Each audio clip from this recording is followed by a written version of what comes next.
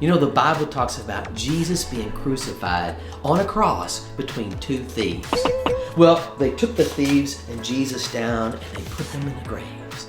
Now, did Jesus stay in the grave? We know that he didn't. Well, we also know that, of course, if we looked, there was one thief. We look again, well, there was the other thief. But was Jesus still there? The disciples weren't sure.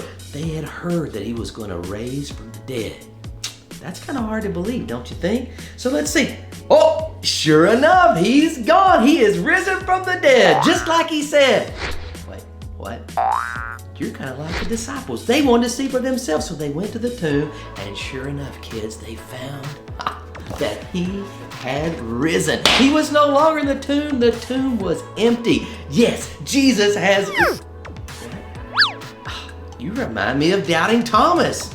He too wasn't sure that it had really happened. He thought there might have been something tricky going on. Well, let me tell you, they found out that he had risen indeed.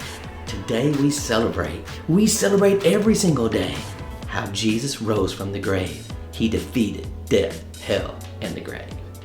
Now, what about you? See, every one of us, we go through things that seem impossible, like being raised from the dead. Have you gone through something that seemed so impossible that you were fearful whether or not God could help you? But let me ask you today, is there anything too hard for God? If he could raise Jesus Christ from the dead, he is certainly big enough to take care of my problems and yours. God, I am so thankful that Jesus didn't stay dead.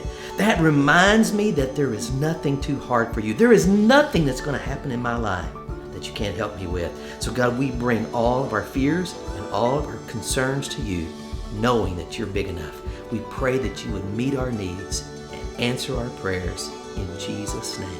Amen.